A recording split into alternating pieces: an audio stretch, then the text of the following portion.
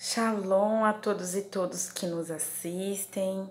Eu sou a Késia, para aqueles que não me conhecem, eu sou discípula de Jesus Cristo, da Igreja Batista Monte Sião, assistente social e uma defensora dos direitos sociais e humanos. É um prazer muito grande estar aqui novamente no quadro Direito de Ser.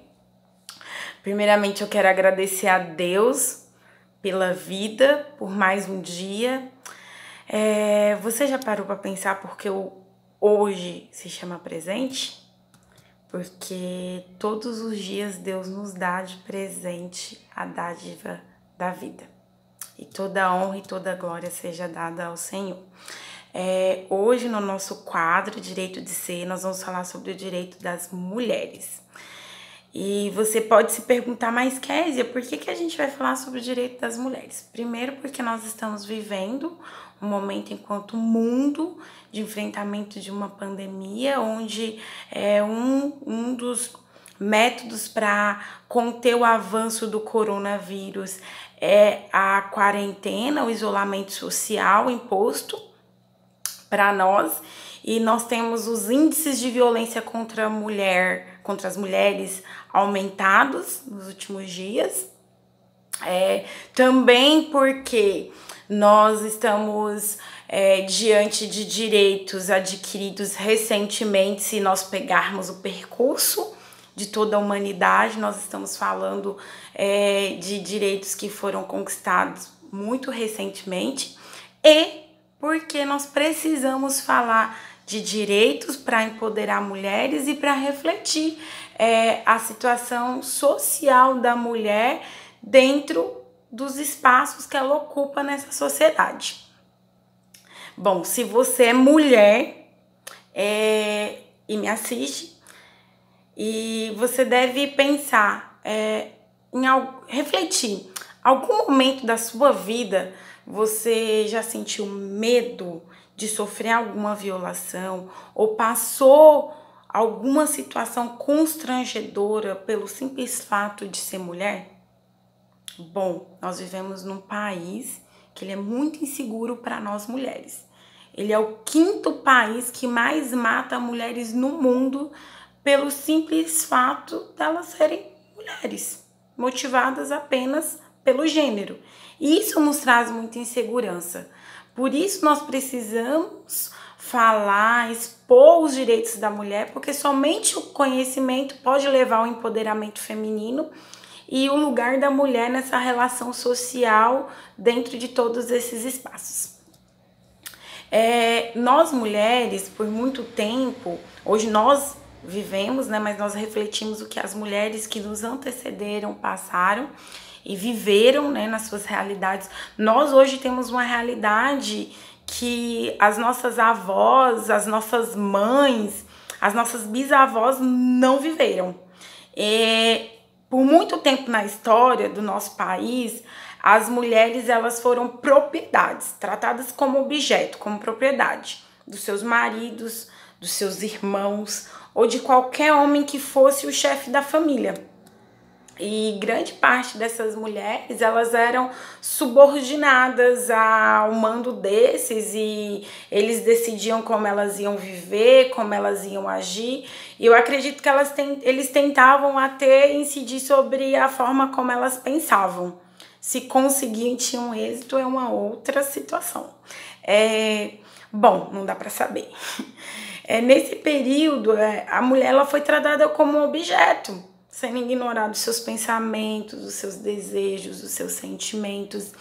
E há muito relato na história de episódios de agressão, de clausura, de perseguição e, claro, muita repressão.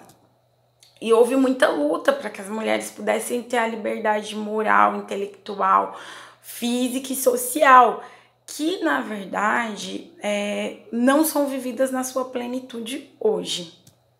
Bom, a ONU, que é a Organização das Nações Unidas, ela aponta 12 direitos das mulheres. E eu vou tentar fazer uma síntese desses direitos, para não me estender muito também, porque o assunto ele é bem abrangente.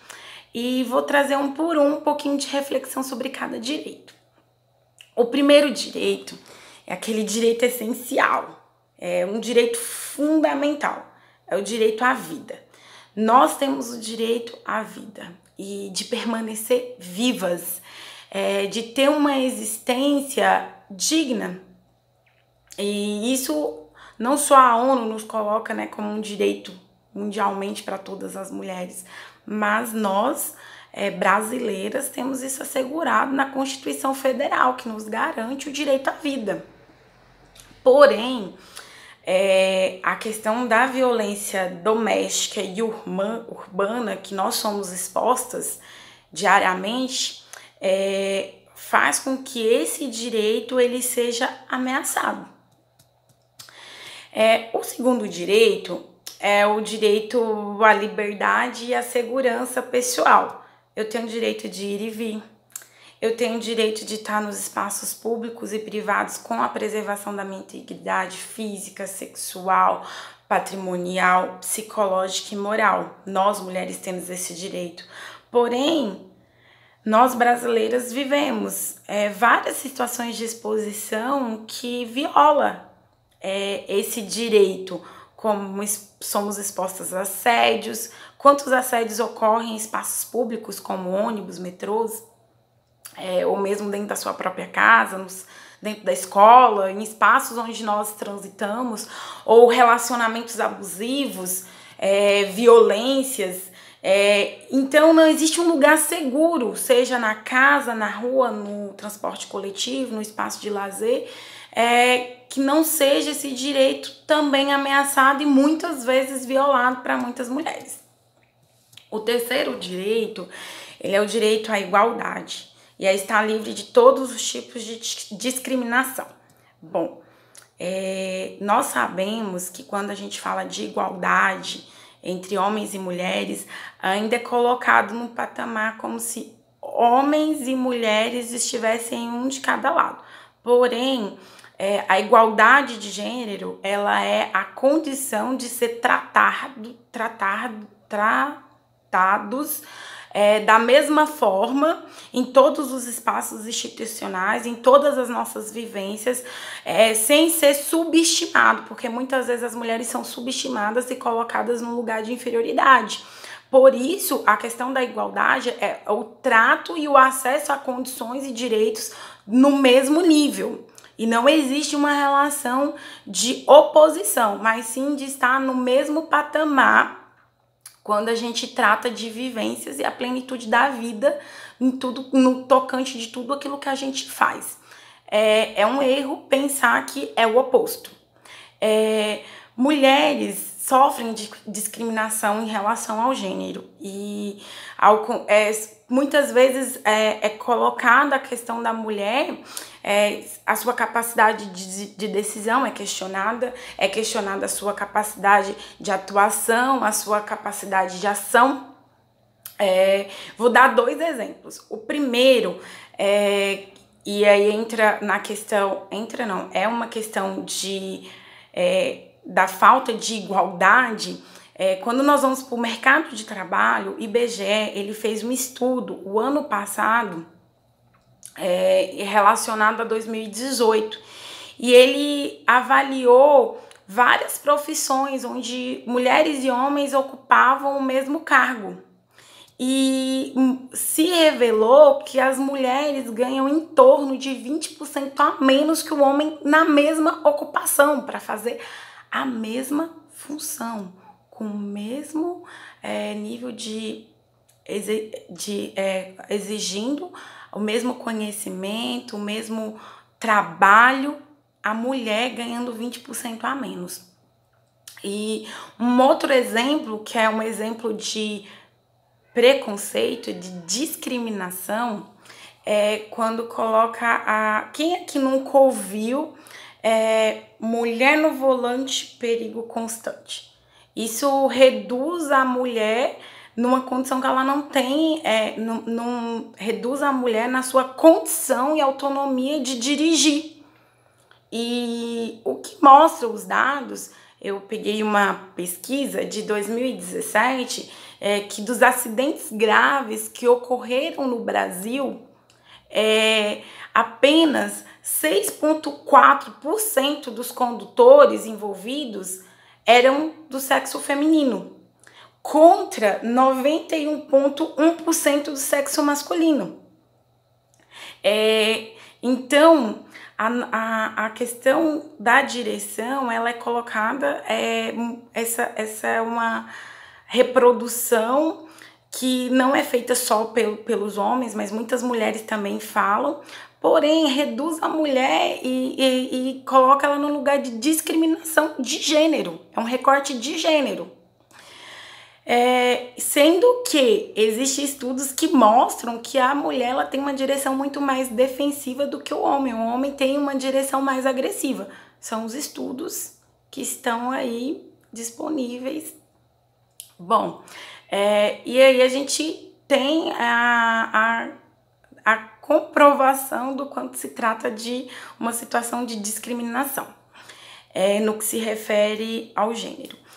O quarto direito é o direito à liberdade de pensamento. Eu tenho o direito de pensar e expressar o meu pensamento diante das minhas vivências, das minhas experiências ou do meu conhecimento. Então, nós mulheres temos o direito ao pensamento livre, né? E exercer essa liberdade de pensar.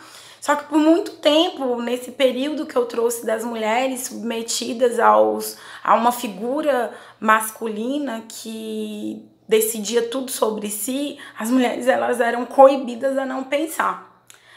E quando elas pensavam, era um ato de rebeldia, principalmente porque elas deveriam reproduzir essa cultura patriarcal, né, centrada na figura do homem.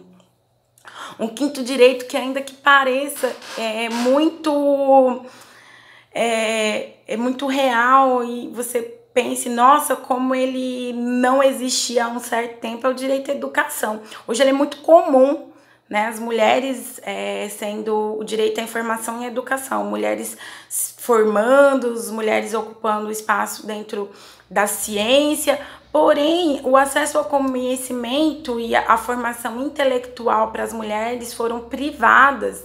Elas não podiam estudar, então elas não tinham acesso à escrita e à leitura. E isso só veio ser um direito da mulher em 1827, que elas foram liberadas para frequentar escolas, e aí existiam escolas para as meninas, inclusive tinha matérias específicas, né, como culinária e cuidado doméstico, e elas também foram permitidas estudar além da escola primária.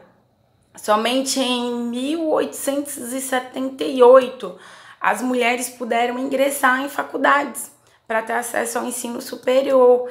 E apesar de apesar de estar dentro da legalidade, muitas enfrentaram preconceito ao ingressar nessas universidades, ao se formarem para executar as suas profissões. E até hoje nós temos exemplos na nossa sociedade, isso é muito real, de profissões que são vistas como profissões que devem ser exercidas apenas por homens. E olha que a gente tem quebrado muito tabu, já evoluímos, mas ainda assim existem essas cargas, né, de preconceito relacionadas ao gênero. Bom, o nosso sexto direito é o direito à privacidade. As mulheres têm o direito de ter sua intimidade, sua vida privada, sua honra e a sua imagem preservada. O sétimo direito é o direito à saúde e a proteção dessa. Nós temos direito de ter cuidado no que se refere ao nosso bem-estar físico e mental. Viver sem a presença de violências, porque a OMS ela reconhece o fenômeno da violência como um agravo à saúde. O nosso oitavo direito é o direito de construir um relacionamento conjugal e planejar a nossa vida. Acredito que a um determinado momento da tua vida você já tenha ouvido falar de casamento arranjado, onde os pais eles decidiam com quem a filha ia casar, ou o irmão, quem for essa figura masculina que era responsável por essa família. E esses casamentos, eles eram expostos, e a mulher, ela tinha que casar com aquele homem que era escolhido para ela. E hoje nós somos privilegiadas no sentido que isso foi rompido e nós temos o direito de decidir sobre a nossa vida afetiva, conjugal, se nós vamos casar ou não, se nós vamos, né, ter uma família, como ela vai ser construída, e de uma forma onde os nossos sentimentos, os nossos desejos e as nossas escolhas são respeitadas. Hoje nós não sofremos as imposições que, por exemplo, a minha avó, e eu estou dizendo há 2 gerações atrás, sofreu. Então, possivelmente, talvez a sua mãe também tenha sofrido esse período onde ela não teve escolha. Então, hoje nós temos esse direito constituído, né, nas nossas vivências sociais, de escolher com quem nós vamos nos relacionar, se vamos ou não ter um relacionamento conjugal, vamos nos casar, e como vai ser a nossa família. O novo direito, ele está muito ligado à família, né? Que é o direito de decidir ter ou não filhos e quando tê-los. Hoje nós podemos decidir sobre a reprodução, se teremos ou não filhos, acesso ao planejamento familiar, inclusive ele é disponibilizado pelo SUS, os métodos contraceptivos para as mulheres que têm dificuldade de reprodução, os homens também, mas a reprodução humana assistida para aquelas que precisam. E também nós precisamos lembrar que somente em 1960 chegou o anticoncepcional no Brasil, e que esse foi uma revolução para o período, porque ele deu acesso para as mulheres o controle da natalidade, de se reproduzir, trouxe métodos para que as mulheres pudessem fazer esse controle. Bom, o 10º direito é o direito aos benefícios do progresso científico. De acordo com a ciência, ela avança, ela caminha e ela traz benefícios para a sociedade. Nós temos o direito a usufruir desse progresso e desses benefícios para nós, para a nossa vida, para as nossas relações, para o nosso cotidiano. O 11º direito é o direito à liberdade de reunião e participação política. Eu particularmente gosto muito desse direito, porque eu gosto de participar. E eu acredito que a gente precisa se envolver e conhecer um pouco mais. Ainda acredito que existe uma visão muito deturpada, e também são vários acontecimentos dessa participação, mas ela é um direito nosso. E apesar de nós termos a princesa Isabel como a primeira senadora brasileira que ocupou um cargo de chefia de Estado, e ela foi a primeira das Américas a ocupar esse posto, sendo uma mulher, somente em 1928 nós tivemos a primeira prefeita brasileira eleita, a Alzira Soriano. Quando ainda nem existia o voto feminino, porque o voto feminino ele só veio em 1934 para todas as mulheres. 2 anos antes, mulheres solteiras que ocupassem uma determinada posição social ou as casadas com autorização dos maridos poderiam votar. Somente em 1934 ele foi aberto para todas as classes, independente da sua condição civil.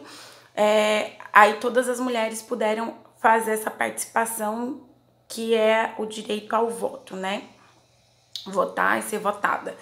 Em 1996, o Congresso Nacional, né, teve uma pressão do movimento de mulheres e solicitou um incentivo do Estado para a maior participação da mulher na política, e foi criado o sistema de cotas, que ele existe até hoje. Inicialmente ele foi criado com 20% das chapas inscritas deveriam ter representação feminina, e hoje é 30%. Somente em 2010 nós tivemos a primeira presidente eleita democraticamente, Mas quando a gente olha para essa representatividade, as mulheres começou a assumir esses espaços, começou a se inserir. Nós temos uma baixa representatividade, porque ela não reflete nós e as nossas necessidades. São apenas 15% das mulheres que estão ocupando os postos políticos dentro das estruturas do Estado brasileiro. E nós somos 55% da população. Então, nós não estamos refletidas, nós não estamos com uma representatividade ideal e que realmente leva para aqueles espaços quem nós somos e o que nós precisamos. E nós estamos com uma situação que nós precisamos de mais mulheres ocupando e participando ativamente da política. Bom, o 12º direito, ele é o direito a não ser submetida a torturas e a maus tratos, e aqui está totalmente ligado à questão da violência. Viver sem a presença das violências e nas nossas relações, na nossa sociedade.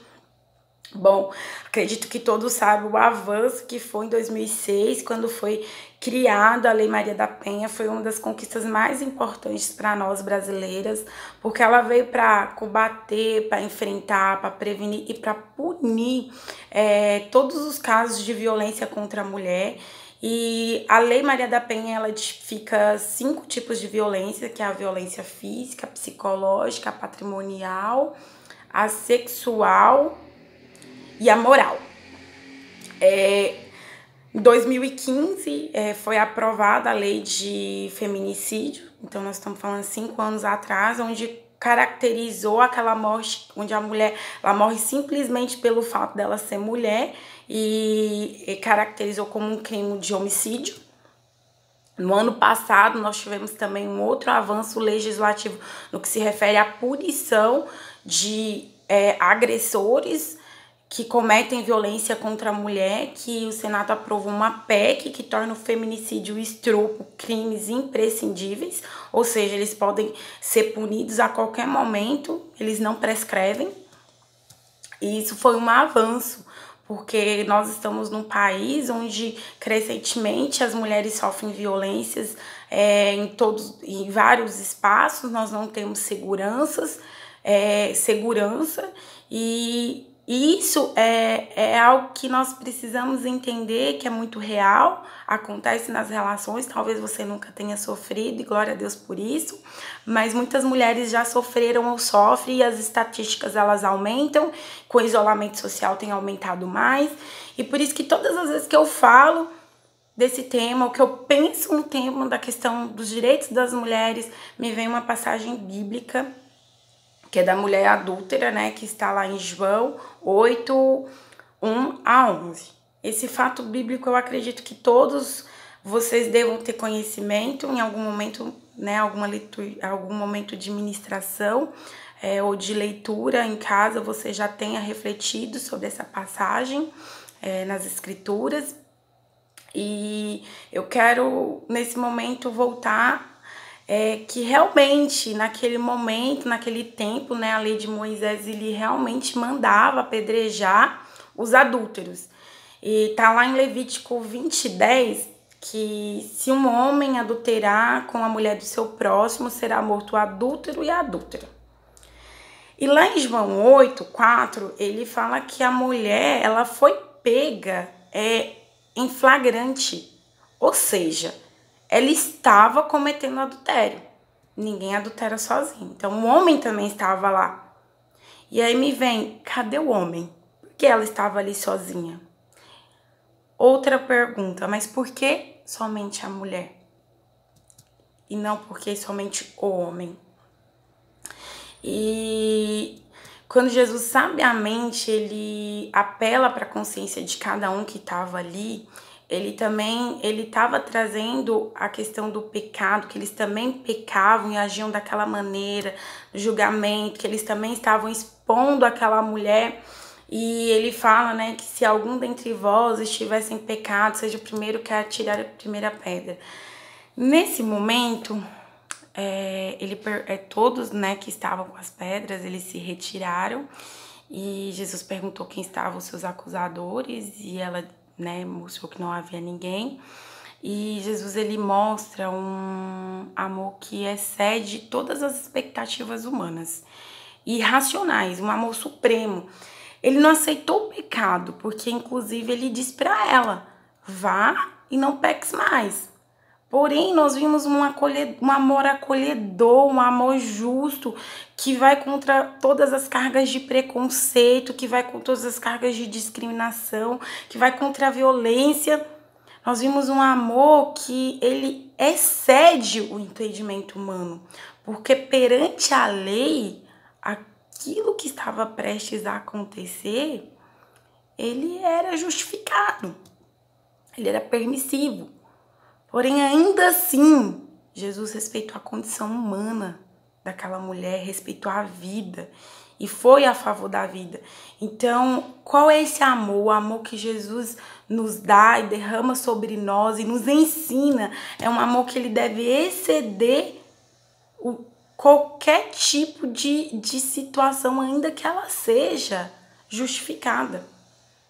E o apóstolo Paulo, ele fala em Efésios que o homem deve amar a esposa como Cristo amou a igreja. E como Jesus amou a igreja? Jesus amou a igreja dando sua própria vida. E quando nós vemos os casos de violência doméstica, na maioria das vezes, violências domésticas são praticadas pelas pessoas com quem elas mantêm convívio, né? Sejam seus esposos, sejam seus namorados, irmãos, pais.